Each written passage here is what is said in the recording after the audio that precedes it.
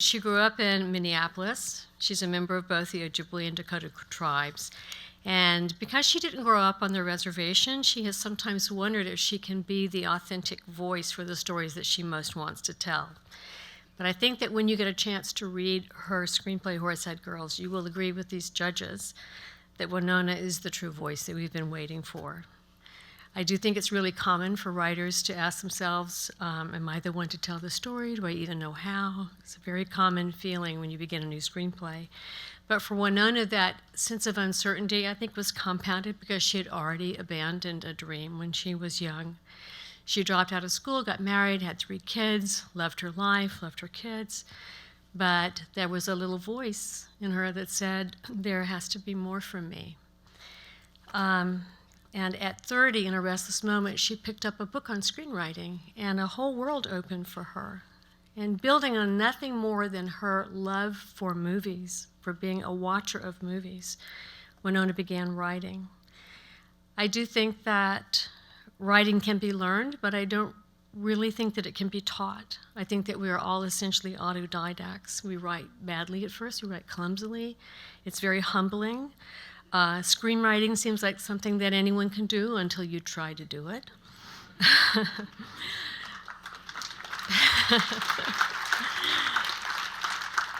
And Wenonah wrote numerous screenplays as she worked to develop her gifts as a screenwriter. She applied to the Academy Nicholl a lot of times.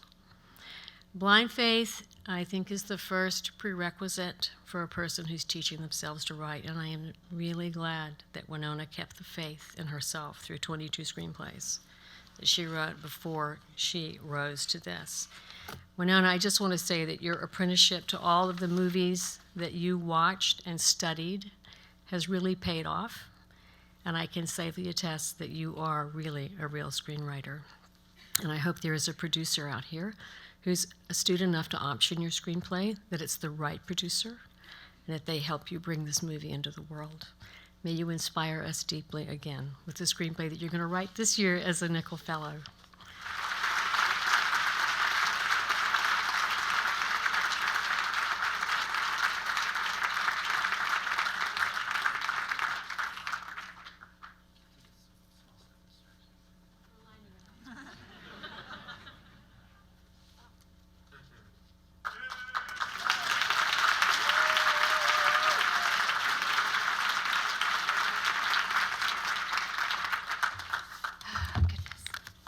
Hi, you guys did so well. That was really great. Thank you. That was fun. That was fun. Okay. First off, congratulations to my fellows. It's been an incredible week, and I'm so happy we got to experience it together and make memories that we'll look back on forever. Congratulations, you guys. It's great.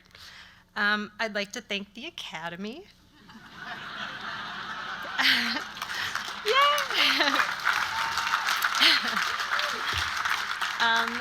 The Nicholl Committee and this year's judges for championing my work and keep saying yes.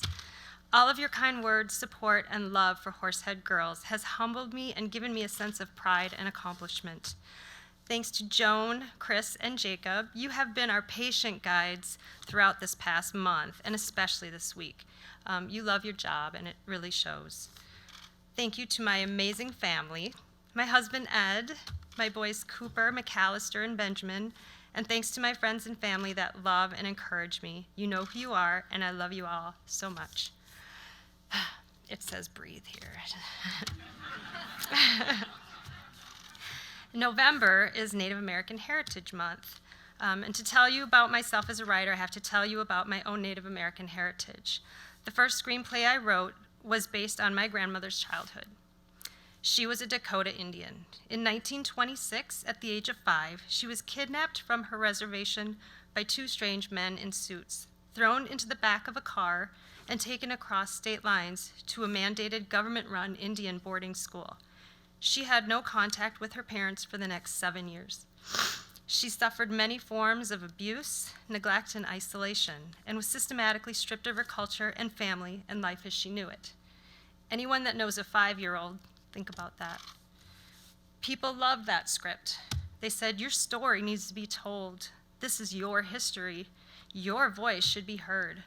And then followed by, but nobody will watch a film with a female Native protagonist. You have no audience, no actors, and no investors. Lesson learned. I spent the next 16 years writing about zombies, aliens, and high school girls.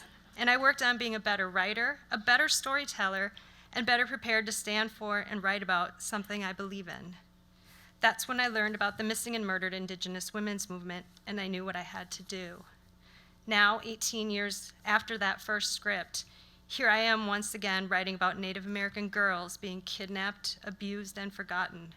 It hasn't stopped. It never stopped. But this time is different. Today I'm hearing this story will be told. This is our history, and your voice is being heard because there is an audience, and we will find actors, and people want to help. And the wait and the work and the patience was all worth it. And today I'm able to honor my grandmother, her mother, and all the people who are missing someone taken from them. Her name was Catherine, and this is for her. Miigwech, thank you.